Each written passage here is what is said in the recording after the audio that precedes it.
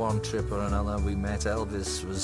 It was one of the highlights of our visit. It's August 27, 1965. The world is in the middle of a cultural earthquake called the Beatles.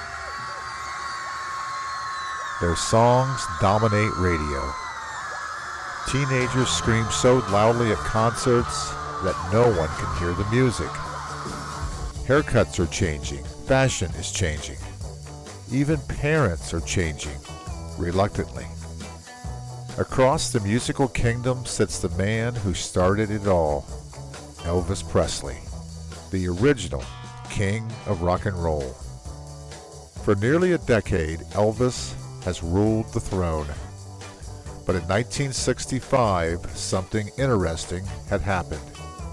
The crown suddenly had competition. And on one quiet Los Angeles evening, the king and the princes of rock would finally meet face to face. My name is Brian Smith, and this is the story behind the story.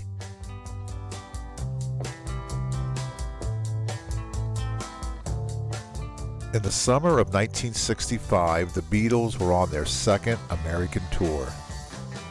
Weeks earlier, they had played 55,000 fans at Shea Stadium, the largest rock concert ever at that time.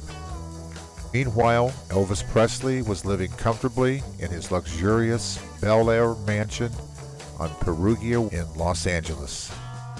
His career had taken a different turn. Instead of touring, Elvis was making movies. A lot of movies. Films like Blue Hawaii, Fun in Acapulco, and Viva Las Vegas were box office hits, but musically, Elvis wasn't quite dominating the charts the way he once had. And then there were those four young men from Liverpool, John, Paul, George, Ringo. They had grown up worshiping Elvis. In fact, John Lennon once said that before Elvis, there was nothing. So naturally, the Beatles desperately wanted to meet their hero. But Elvis wasn't so sure. Behind the scenes, Elvis had some reservations. His legendary manager, Colonel Tom Parker, understood that the Beatles had become the biggest act in the world. And Elvis knew it too. There were whispers that Elvis worried the Beatles might be replacing him as the new kings of rock. Imagine that for a moment. The man who revolutionized music, feeling threatened by the next revolution. Still, after years of requests, the meeting was finally arranged. The fixer of the whole operation was British journalist Chris Hutchins, working with Parker and Beatles manager Brian Epstein. One rule was clear: no press, no photographers, no recordings, just a private meeting. Rock history would happen, completely off the record. Late that evening, the Beatles arrived at Elvis's Bel Air mansion. They walked into the living room, and there he was, Elvis Presley, sitting casually on the couch, television glowing in front of him, bass guitar in his lap.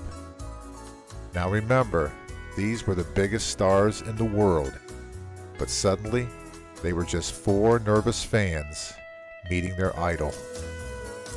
The room fell silent. No one knew what to say. Paul McCartney later said the atmosphere was awkward. Very awkward. You could practically hear the air conditioner humming. Finally, Elvis looked up. And, according to legend, he cracked the tension with a line that could only come from the king. "Look, guys, if you're just going to sit there staring at me, I'm going to bed." The room erupted in laughter. Ice broken. Crisis avoided. Rock and roll saved.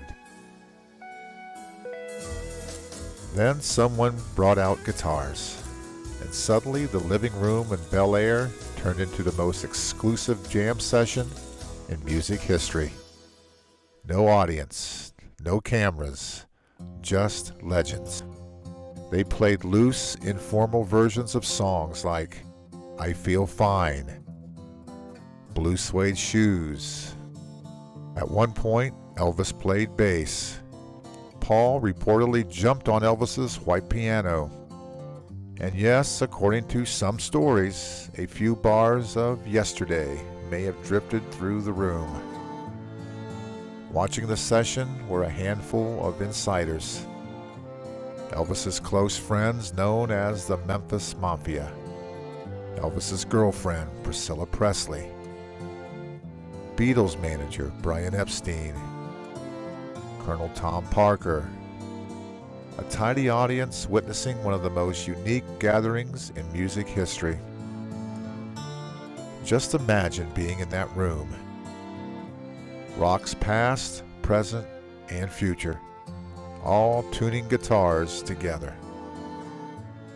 While the legendary jam session was happening, the world outside was just as fascinating in 1965. Lyndon Johnson was escalating the Vietnam War. Color television was just beginning to expand in American homes. And young people everywhere were redefining culture, fashion, and music. The Beatles represented the new generation. Elvis represented the revolution that started it all. Their meeting symbolized a passing of the torch. Just 3 years later, Elvis would roar back with his legendary 1968 comeback special.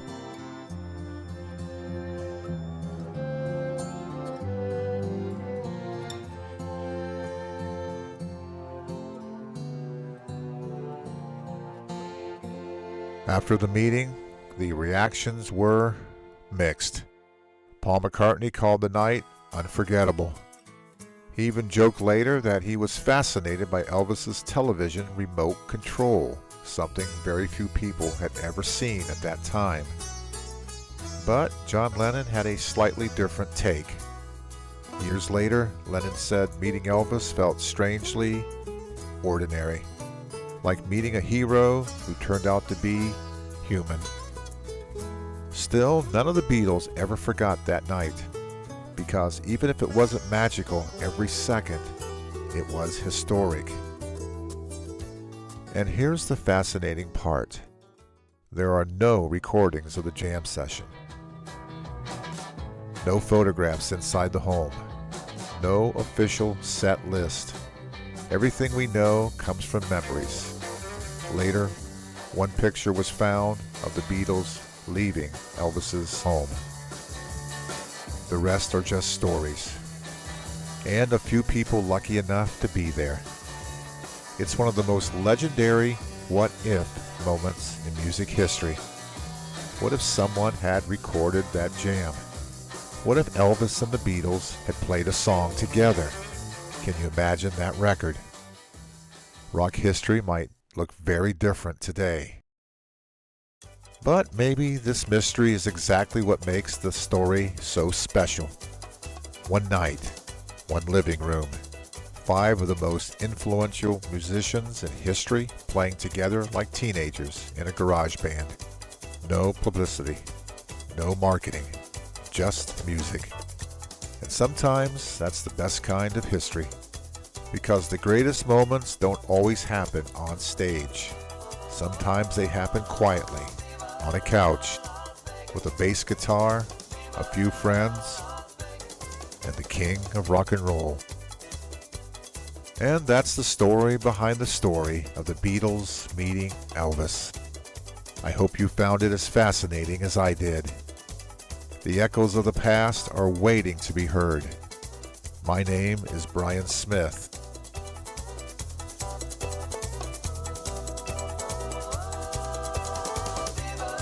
And we are history.